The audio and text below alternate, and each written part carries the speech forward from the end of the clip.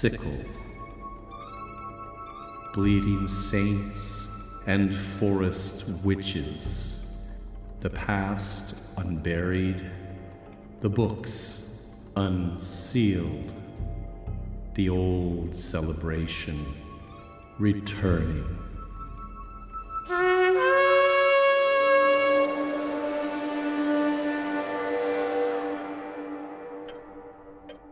Hello, and welcome to my study. Please come in and have a seat.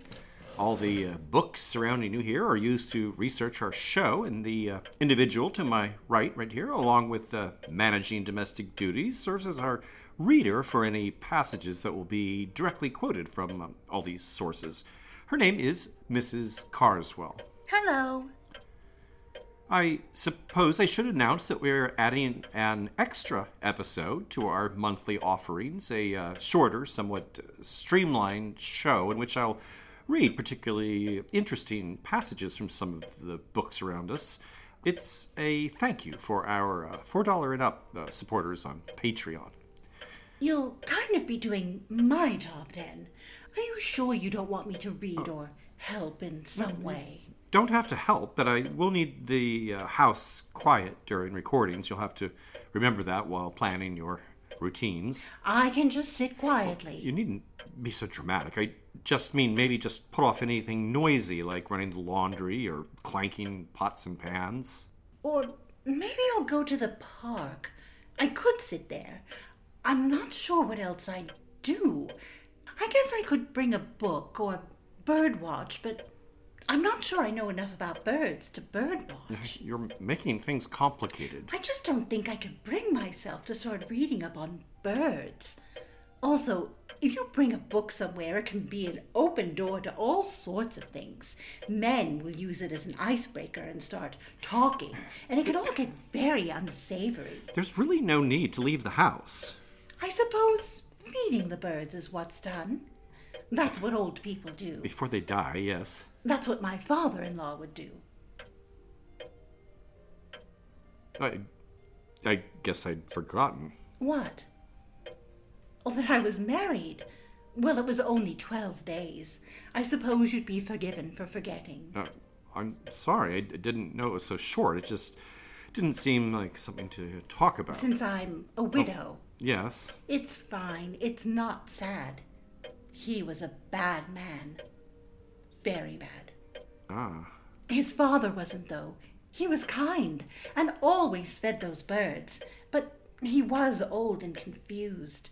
He mistook laundry detergent for birdseed. I don't think they were harmed. I'm sure they vomited it right up.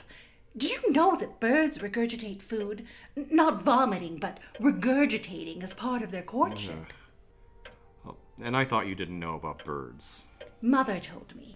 It's done as a sort of gift. It's a loving thing, offering food, imitating the mother's love when she brings the baby's food in the nest. Regurgitated food. I had no idea. I guess I do know some things about birds. The important things. Mother is always good about zeroing in on what's important.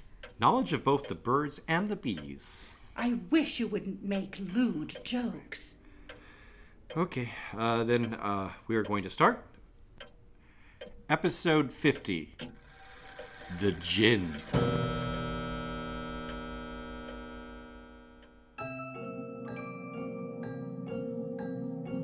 I am your host, Al Ridenour, and this show, Bone and Sickle, explores the intertwining of horror and folklore in a historical context.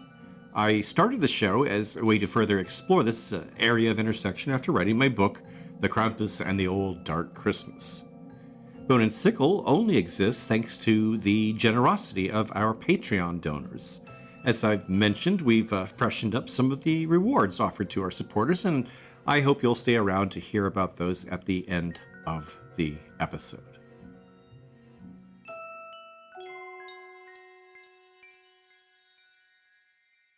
From the world past hope and fear, I bid you, genie, now appear.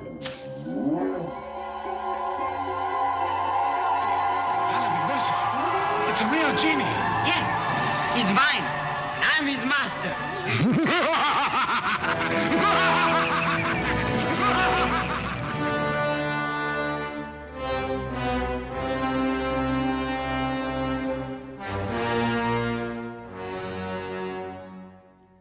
The cinematic bits opening our show are from the trailer from 1940's The Thief of Baghdad and the 1958 Ray Harryhausen classic, The Seventh Voyage of Sinbad. And the music over which I'm now speaking is Rimsky-Korsakov's 1888 symphonic suite, Scheherazade. Scheherazade is the new and unfortunate wife of Shahryar, an Eastern ruler who, after discovering the infidelity of an earlier wife, has developed a nasty case of misogyny, compelling him to marry a series of virgins, each of whom he executes after the wedding night. In order to forestall her fate, however, Scheherazade spends what should be her last night telling the despot a story. A fantastic cliffhanger that puts his execution plans on hold so he can hear more the next night. As you probably know, we're talking about 1001 Nights, or the collection sometimes called the Arabian Nights, a primary Western source when it comes to our topic of genies or the Jinn. The narrative of Scheherazade herself serves as a framing device, often creating a frame within a frame effect, as characters in one tale often launch into another nested story. So there are fewer than 1,000 stories, as many are also broken up over several nights, and the tales aren't necessarily Arabian, as the collection also contains Persian, Turkish, Indian, Greek, and Jewish tales. Oh, and Scheherazade does survive the 1001 Nights. The compilation is something that grew over the years, with the earliest core tales from Persia and India translated into Arabic probably in the 8th century. And the first European edition was published in 12 volumes in the early 1700s by French scholar Antoine Galland. And this was followed by the first printed collection in Arabic in 1775. The most familiar English version was produced by the scandal-ridden world traveler and polyglot Richard Burton, not that one, in the 1880s. Those scandals, mainly Burton's erotic fixations, are too involved to recount here, but will be detailed on the Patreon blog. And of course, these European publications were a major factor in the Orientalist movement discussed in our Victorian Mummies episode, as well as an influence on Gothic writers in general. Of course, the most familiar story from this collection, the one that's the West's real cultural touchpoint when it comes to genies, is Aladdin, but that wasn't even part of the original Arabic collection. Like the tales of Sinbad and Ali Baba, it was a much later inclusion. And it wasn't set anywhere Arabic. The text places this story in one of the cities of China. And I should mention, Aladdin isn't a foreign visitor. He's a Chinese native. But to be fair, the language and cultural references to sultans and the dialogue replete with Muslim blessings gives just cause for that sort of confusion. And there are also 2 genies in the original. The genie of the lamp, of course, and one enslaved to a ring, which is given to Aladdin by an evil magician as an aid in his task of retrieving that lamp from the cave. Oh, and there's no 3 wishes in the story either, nor any particular connection between 3 wishes and genies.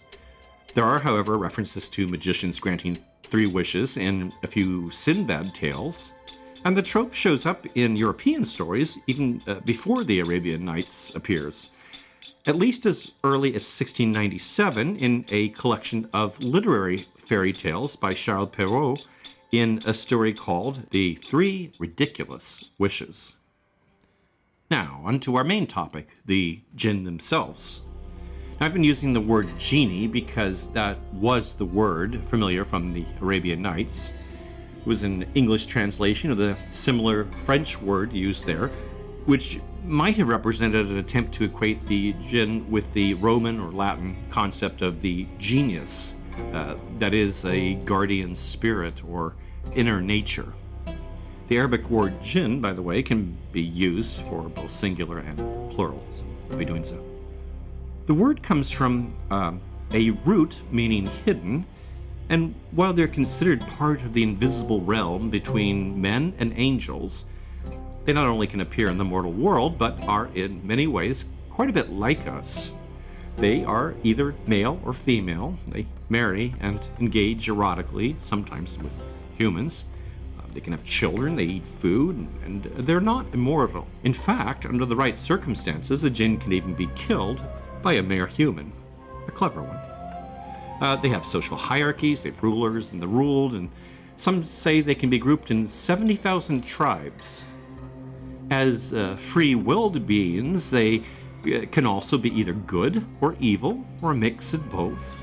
The good jinn, of course, have accepted the prophet, who said in the Qur'an to have preached to them. Some jinn are even understood to be Christian, Jewish, or Zoroastrian, or follow the pre-Islamic animistic beliefs of their region. While jinn can always shapeshift and may manifest in amorphous phenomena like mists and shadows, and particularly in desert whirlwinds, they're usually portrayed as a humanoid with some animal features, particularly horns, and they're often rather gigantic in stature. Edvard Westermark, a Finnish scholar who spent a great deal of time in Morocco researching books on ritual and religion there, has this to say in his 1899 article in the Journal of the Anthropological Institute of Great Britain and Ireland. Jinn appear now as men, and now as goats, cats, dogs, donkeys, tortoises, snakes, or other animals, now as monsters with the body of a man and the legs of a donkey, now in shapes, sometimes, for instance, with 7 heads. A man told me that once in his youth he met a little baby which was suddenly changed into a giant. And? One evening, my servant saw a jinn in the offices attached to a mosque. The jinn was white, had long hair, and was scratching his head. Being quite frightened, he called the night watch, and the jinn then ran away in the shape of a red dog. Dogs seem a popular form in which jinn present themselves, particularly black dogs. Other desert animals are also mentioned, including scorpions, owls, wolves, jackals, and lions, or hybrids of all those. Westermark continues, Serpents are the animals most associated with jinn. The jinn takes the forms of snakes and appear in front of humans. It is for this reason that the prophet has forbidden the killing of the snakes found in the houses out of fear that they may be jinn, and have embraced Islam. The same caution is often generalized to other animals, to killing pests like scorpions, or to beating obstinate mules or other work or herd animals. Westermark goes on to say, There are also traces of veneration for household snakes in Morocco, where a snake is seen in a house is frequently taken for a good jinn, the guardian spirit of the house. I've even heard stories of snakes regarded as the spirits of houses, showing themselves once in 3 years on the rafters, and sometimes sucking the breasts of women and drinking milk out of the mouths of children. And we'll have a few more descriptions from stories compiled by the French Orientalist François Delacroix. These are from his 1739 book, The Persian and Turkish Tales. I saw with surprise 12 or 15 black and meager jinn about me, who had sparkling saucer eyes. I observed that they were like men in the face, but some had a long horn in the middle of their foreheads, and dogs' tails, and others from the waist downwards were made like lizards. And in another tale, he offers this odd description of a jinn who had a proboscis like that of an elephant. His right eye was redder than blood, and his left blue. Well, the home of the jinn is traditionally said to be Mount Kafko, the sort of otherworldly Mount Olympus of Islamic mythology. There are plenty of other, more earthly places that can be found, certain hills, caves, rivers and rocks and trees, and at crossroads, amid ruins and abandoned houses or cemeteries, in camel pens and in slaughterhouses, as they're said to be attracted by blood. But there are also stories attached to them to less likely places, including mosques and marketplaces or hashish dens. Well, maybe the last isn't so unlikely, I don't know. Many stories portray them living underground, often guarding treasures, as in a number of Arabian Nights tales, like Aladdin. Just as there are 7 heavens in Islamic lore, there are sometimes 7 mythological subterranean levels to which the Jinn are confined for crimes against God and his prophets, and we'll talk about some of those shortly. After twilight is the time of the Jinn, and it's then their haunts are particularly to be avoided. The perils of spending the night in such a place are recounted in the Arabian Nights tale, Ali, the Qareen, and the haunted house in Baghdad. Though it does depart from our Western haunted house trope in that the resident Jinn rewards Ali with treasures during his stay. The presence of Jinn makes any activities riskier at night. One should not look into a mirror at night, as Jinn may enter the eyes. Nor should one sweep a house, as the broom may strike and injure a nocturnal Jinn. Another Arabian Nights story, in fact, the tale of the trader in the Jinn, depicts a vengeful Jinn whose son was killed by someone carelessly tossing out a date pit. For similar reasons, in emptying a bucket, one is therefore advised to call out, "Permission!" And urination in undesignated outdoor spots can likewise therefore be very problematic. Salt and iron, and by extension steel, provide a means of keeping the Jinn at bay. Horseshoes are therefore nailed up above doors of homes and stables, as in the West, and an old sickle might be placed in silos to protect grain, or a knife under the pillow of a sick person, otherwise more susceptible to Jinn attacks.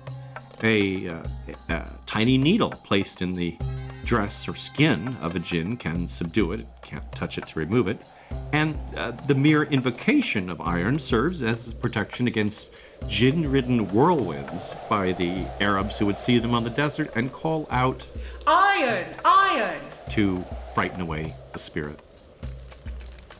Moroccans traditionally would throw salt into a fire that might harbor a Jinn, sprinkle it under the bed of a woman who's given birth, on the ground where a tent is to be set up, or in silos to protect the grain. And on the other hand, while bathing in the salt sea, one is automatically safe from Jinn. Oh, and meat ritually offered to the Jinn, when some favor is being sought, has to be prepared without salt. Though elsewhere, in the Qur'an in fact, it's said that the preferred food of Jinn would be bones or dung.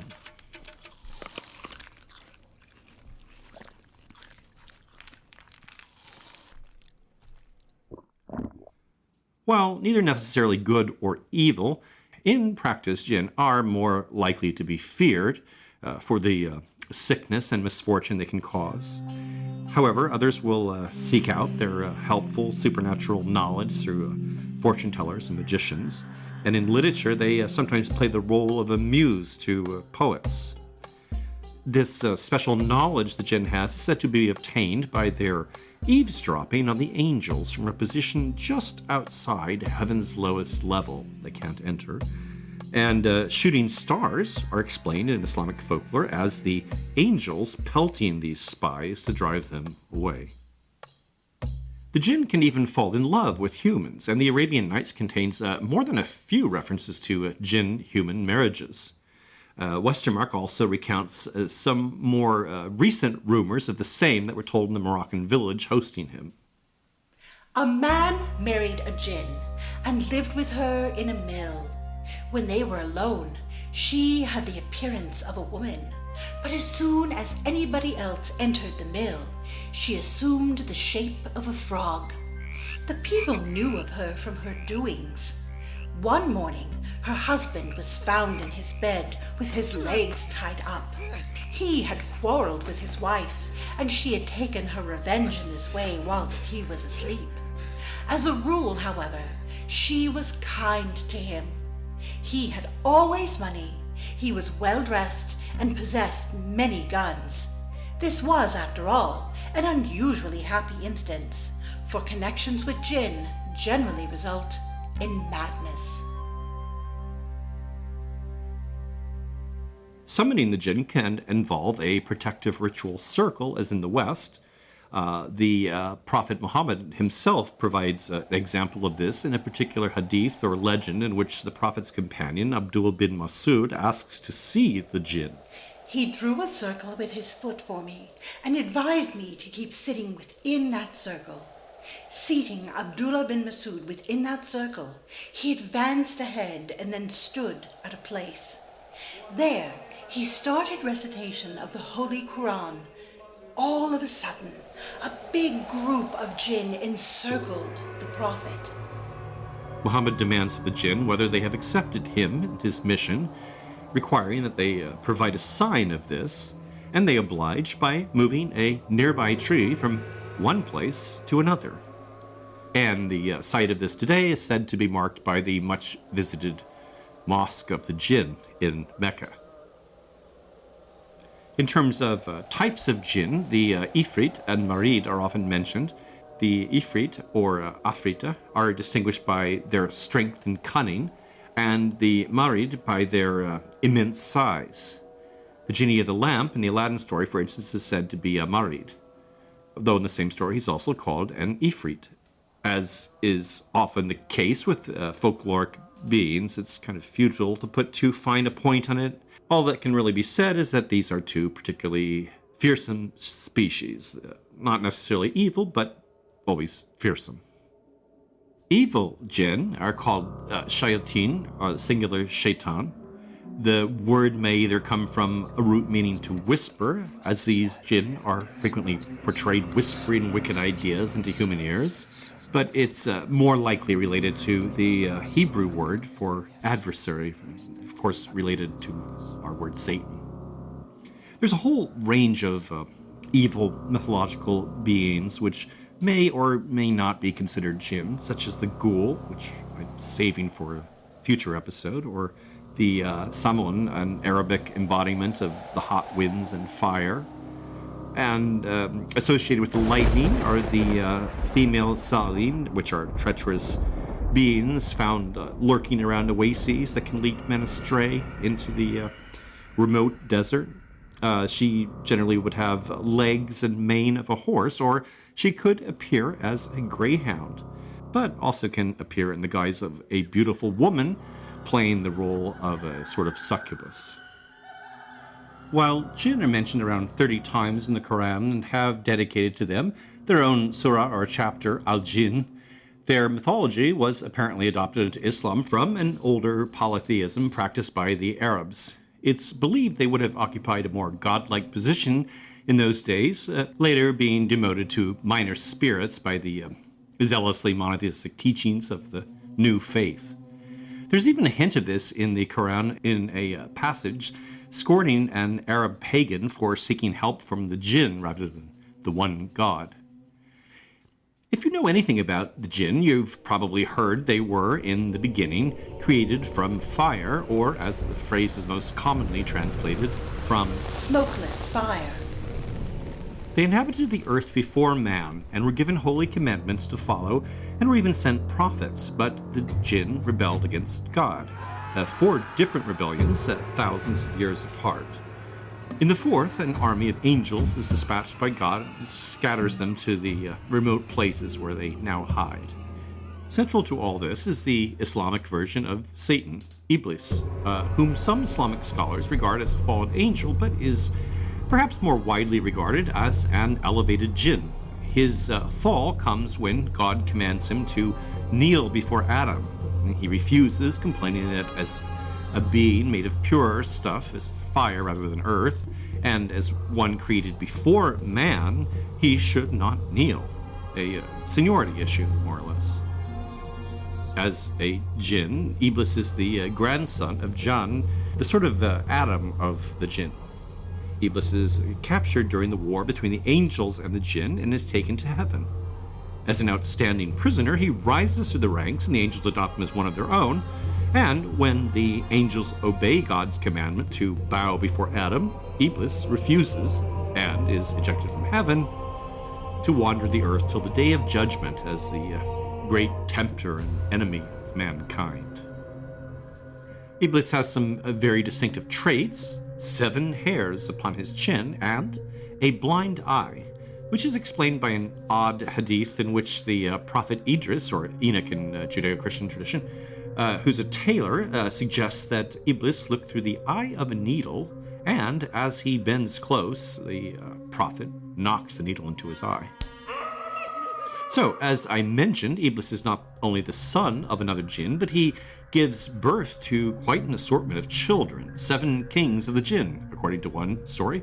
And according to another, his progeny are the scorpions, snakes, the ghouls, and mythical night birds, perhaps owls. Oddly, these offspring are born from 30 eggs that he lays.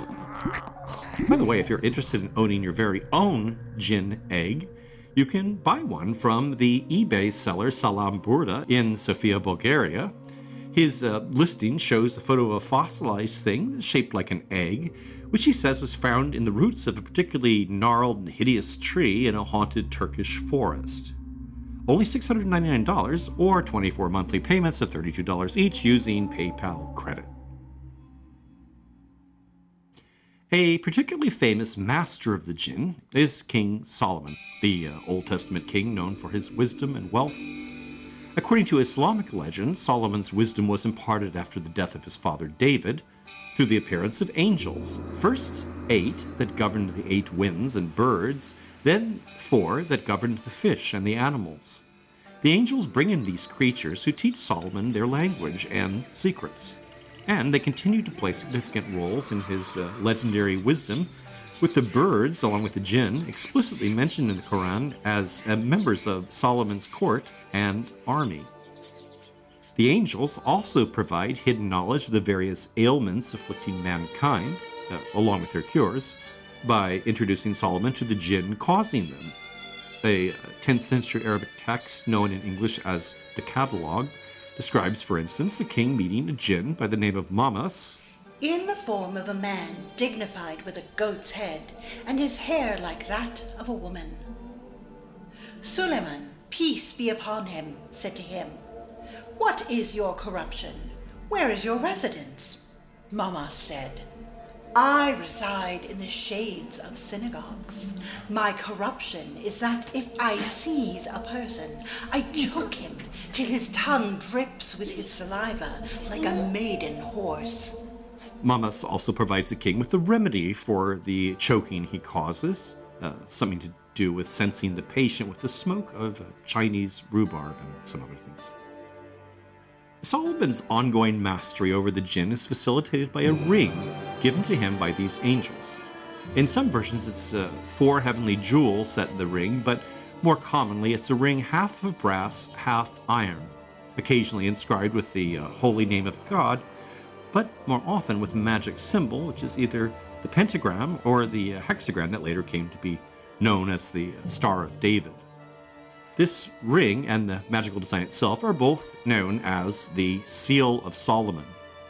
Seal because the seal of the king's signet ring was a mark of authority used to imprint royal documents before handwritten signatures became common.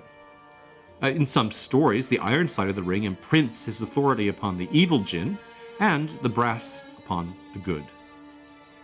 The most famous task to which Solomon assigned the jinn is the building of the temple in Jerusalem, that is, the first temple destroyed in 587 AD. The oldest written version of the story, which serves as the basis for all later legends, is contained in the Babylonian Talmud, written between the 3rd and 6th century, so we'll look at that version. This version uses the word demon, but these are jinn in Islamic retellings. The story begins with an odd requirement that iron tools cannot be used to hew the rocks from which the temple will be built. It's not clear why, but iron would somehow profane those stones. So, a magical solution is suggested. It's the shamir with which Moses was said to have engraved the holy stones worn on the ceremonial breastplates of the priests. Now, the translation of the word shamir is the subject of much debate. All the Talmudic text makes clear is that it can miraculously cut stone, and that it is The size of a barley corn. Some have suggested the shamir is a particular stone, but more interesting is the common belief that it was a sort of worm fantastically endowed with this ability to cut stone. Anyway, to ascertain the location of this creature, Solomon calls up the jinn of his court, and while they don't know the shamir's location, they suggest that the prince of the jinn, dwelling in a faraway land, might possess this worm. The Hebrew name of this demon is Ashmedai, which becomes Asmodeus in Christian demonology, and in Islamic tellings, it's usually given as Sakhr. So, an expedition is dispatched to the far-off home of Ashmedai or Sakhr, where he is captured by filling a well from which he drinks with wine and chaining the demon when he becomes drunk. When brought before the king, however, Ashmedai says he does not possess the shamir, but that it can be obtained from the king of the sea, who lives on a far-off island, and that this king only allows a particular bird, the hoopoe bird, to use the shamir to split rocks on the island's mountaintops. So, another expedition is dispatched. Finding the nest of this magical bird, Solomon's men seal it over with glass so that when the hoopoe returns, it will be compelled to produce the shamir in order to cut through the glass. Yes, it's an odd story, but suffice it to say the shamir is obtained. As construction is to begin, Ashmedai, who is still detained in the palace, boasts of his strength and the ease with which a team of demons might complete this project. And Solomon takes to the idea. With his magic ring, Solomon imprints his authority on Ashmedai, and the enslaved demon is sent out with the ring to himself, do likewise with Beelzebub, who then enlists the help of all the other demons, who quickly construct the temple. I guess finding the right tool can sometimes be the hardest part of a job.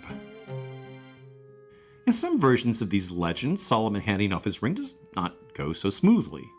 One legend has the king handing off his ring to one of his wives while he's at the bath, and seeing an opportunity, the Jinn Sakhr, or Ashmedai, takes on the appearance of the king and asks for his ring back.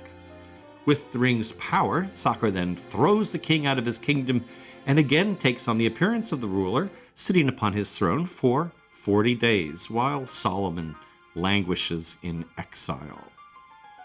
Another Talmudic tale has the inquisitive king asking Ashmedai for a demonstration of his strength. The demon warns Solomon that such a thing could be a cause for regret, which annoys the king, who insists he's never regretted a word he's uttered nor an action taken.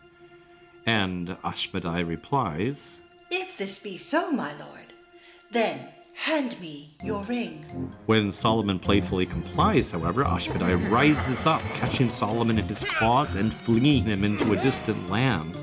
The ring he tosses into the sea. But thankfully, it's swallowed by a fish that's become the dinner of the exiled king.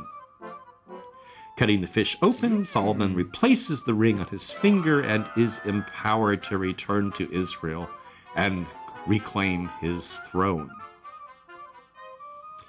Islamic legend provides Solomon with different forms of vengeance on this jinn. In one, he locks the jinn in an iron chest and casts him into the Red Sea. In another, he imprisons him on Mount Damavand in Iran, the volcanic peak of Asia's highest mountain. And in still others, he seals him in a rock or box of rock, which is said to explain Sakhr's name, which means The Rocky One. Belief in the jinn and their power over mankind is still strong. A 2012 Pew Research Center survey found that in Morocco, at least 85% of the populace believed in jinn, 84% in Bangladesh, 63% in Turkey, 55% in Iran, and so on. And you can get a sense of the currency these beliefs have in the questions that arise online. On the site Quora, for instance, I just this week found these questions posed. What are Jinn attracted to? How do you communicate with the Jinn? Can you control a Jinn? Is it possible to catch a Jinn? How do you do so? Can a Muslim marry a Jinn? How do you identify Jinn among humans? What if a male Jinn is in love with you? Is it offensive in Islam if a Jinn is the father of a child? What are the symptoms of a Jinn possession? The possibility of possession by Jinn and protection against this are interests well represented online, where you can find lots of sites with magicians selling protective amulets, individuals suggesting appropriate prayers to repel the Jinn, or specialists and even dedicated clinics of a sort offering Jinn eviction, the word that's used here in place of exorcism. You can also find countless videos of Jinn possession on YouTube, which is what you're hearing. In the name of Allah. In the name of Allah. What are you? What are you? What are you, I said. What are you? I said, what are you? Animal? Animal? Animal. Okay. Why did you enter him? I'll post some of these on the Patreon pages. Say ashhadu an la ilaha illallah. Say ashhadu an la ilaha illallah. The power does not belong to you. The symptoms of Jinn possession need hardly be this dramatic. Often they simply cause some form of physical sickness or symptoms like depression. The specialist in controlling and evicting Jinn is called a Raki, and the eviction is called a Ruqya. The Raki will employ healing touch or laying on of hands in the Christian parlance, and they may also perform some sort of ritualized purification, making use of honey or water, but most important is a prolonged recitation of certain Quranic verses.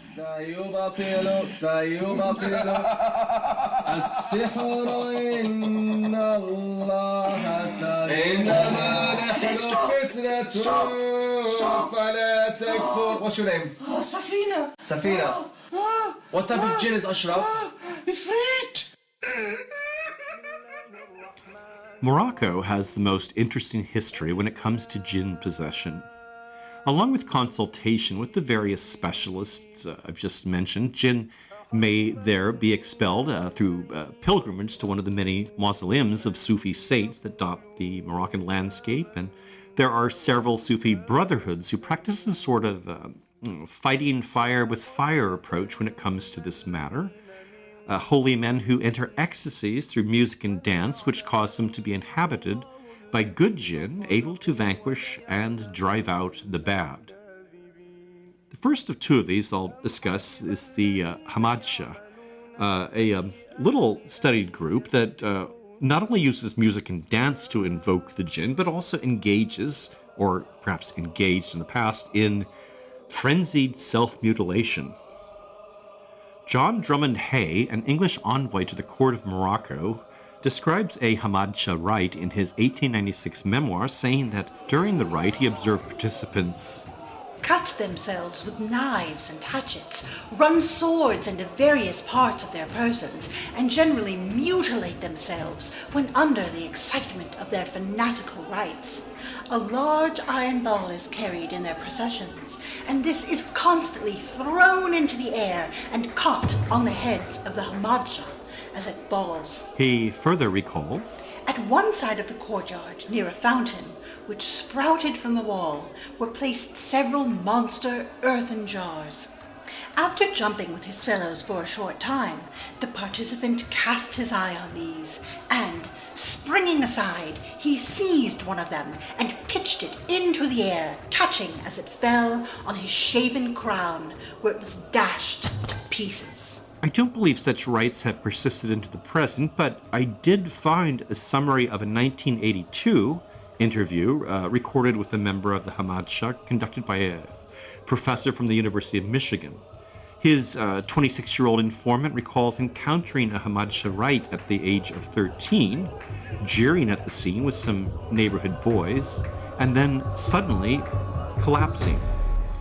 This was followed by a 3-month sickness, during which his mother called members of the sect to the home to treat him.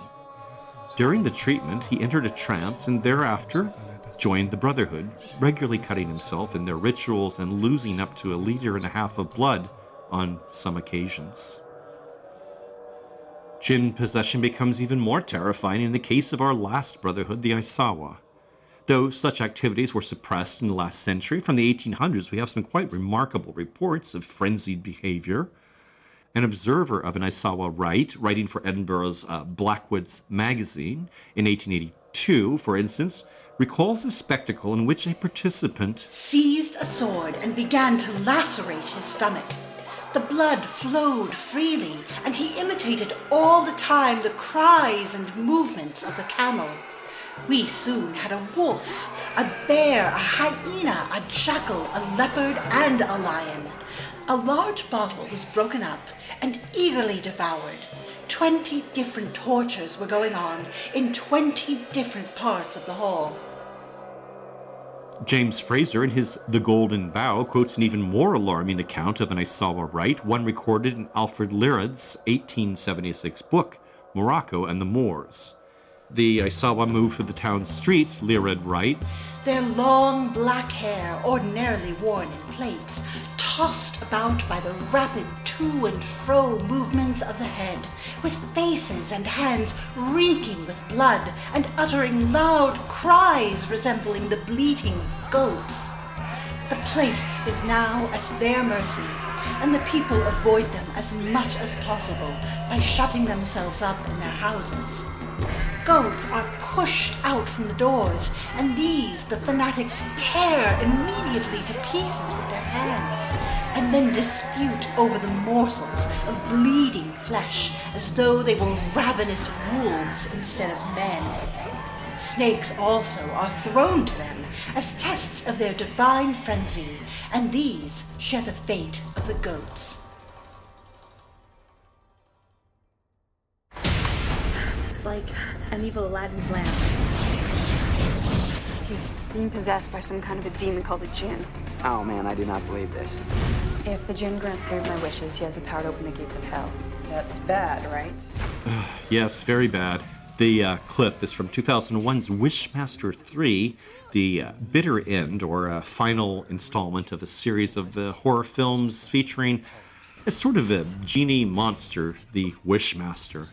Even the original 1997 film was called by the San Francisco Examiner an extravaganza of bad special effects and worse acting. Oh, yes, please. 2013 gave us veteran horror director Tobe Hooper's final film called simply The Jinn. Eddie was just telling us about the rich history of the region. You mean the Jinn? Produced with partners from the United Arab Emirates, it treated the topic a bit more seriously, but was poorly received. Since we're wrapping up the show here, I don't want to leave a bad taste in your mouths. There are some excellent films exploiting the horror potential of the Jinn, unsurprisingly those created by directors from the Islamic world. Here, I would suggest 2016's Under the Shadow, from the Persian director Babak Anvari. Set during the Iranian Revolution, the film provides a bit of social commentary alongside its sophisticated handling of horror elements. While this one was extremely well received by critics, I believe fans of the horror genre may be even more excited by the Jinn films produced by Turkish filmmaker Hasan Karacaoğlan. He's directed 9 horror films, 3 of which are available to stream with English subtitles, and I'll link those in the show notes. And we're now hearing a bit of his work in the background.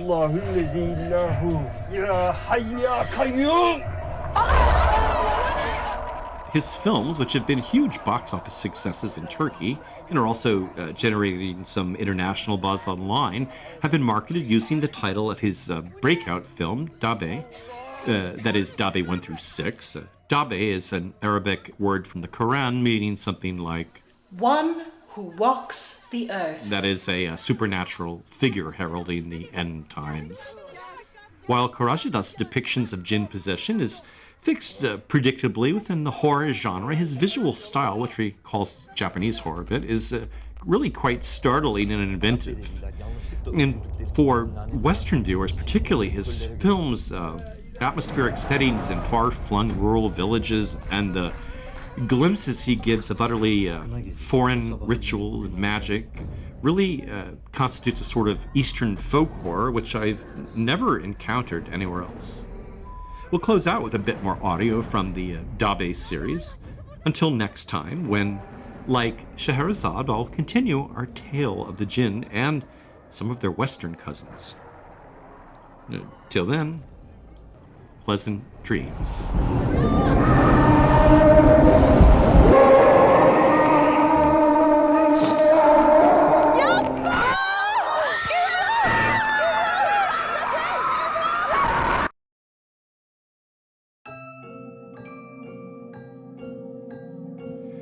I hope everyone's been enjoying our show and that you might have the opportunity to share episodes with friends, or even better, to leave a review wherever you listen.